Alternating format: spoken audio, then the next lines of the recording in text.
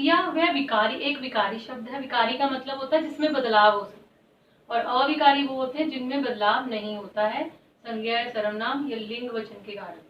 ठीक है, तो ये क्या है, विकारी शब्द है। और इसमें काम के करने या होने का पता चलता है कि कोई काम हो रहा है, उसे हम क्या बोलते हैं, क्रिया बोलते हैं। जैसे उदाहरण देख सकते हैं, राम पढ़ता है, इसमें क्रिया क्या हो रही है, पढ़ना, तो पढ़ता क्या है, क्रिया है। इसके मुख्य दो भेद हैं, सकर्मक और अकर्मक।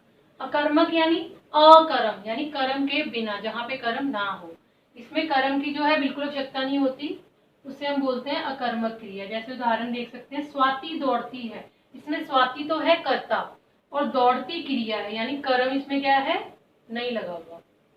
तो ऐसे वाक्यों को हम बोलते हैं अकर्मक वाक्य।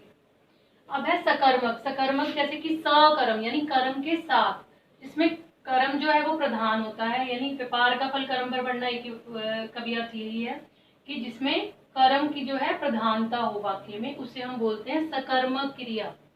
उदाहरण के लिए, मैंने आम खाया है, आम क्या है, कर्म है, और खाया क्रिया है, और इसमें आम यानी कर्म की क्या है, प्रधानता है। तो इस तरह के वाक्यों में जो है सकर्मक क्रिया लगी होती है। अब हम संरचना के आधार पर जो क्रिया के भेद हैं वो पढ़ेंगे। संरचना के आधार पर क्रिया के 5 भेद हैं।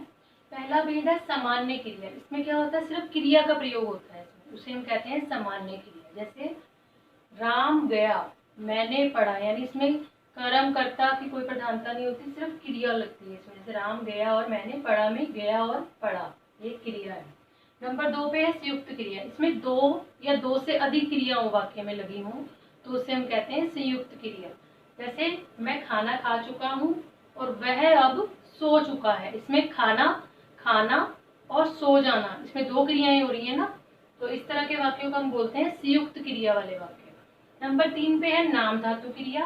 नाम धातु क्रिया में क्या होता है, इसमें जो क्रिया शब्द बनते हैं वो संज्ञा, सर्वनाम और विशेषण, इन तीनों से बनते हैं, तो इसे बोलते हैं नाम धातु क्रिया। जैसे इसमें मैं है, मैं क्या है, सर्वनाम है, और मैं से क्या बन गया है, मिमियाना, विशेष वो बन गया है क्रिया। बात क्या है, संज्ञा है, इससे बन गया बतियाना।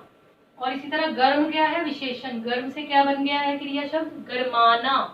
तो इस तरह जो सर्वनाम, संज्ञा और विशेषण से बने हुए क्रिया शब्द है, उनको हम बोलते हैं नाम धातु क्रिया। नंबर 4 पे है प्रेरणार्थक क्रिया। जब कर्ता जो है वो खुद नहीं करता है कोई क्रिया, किसी और को प्रेरित करता है क्रिया करने के लिए, तो उसे बोलते हैं प्रेरणार्थक क्रिया। जैसे पानी पिलवाना, मतलब खुद नहीं वो पिला रहा, पिलवा रहा है किसी से। कपड़े धुलवाना, किसी से धुलवा रहा है, किसी को कार्य करने के लिए प्रेरित कर रहा है, खुद वो उस कार्य को नहीं कर रहा, तो उसे बोलते हैं प्रेरणार्थक क्रिया।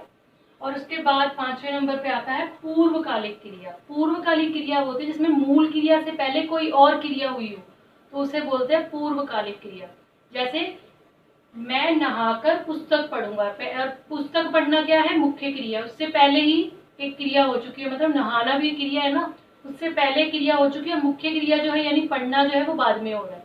तो इस तरह के वाक्यों में क्या है, पूर्वकालिक क्रिया लगी।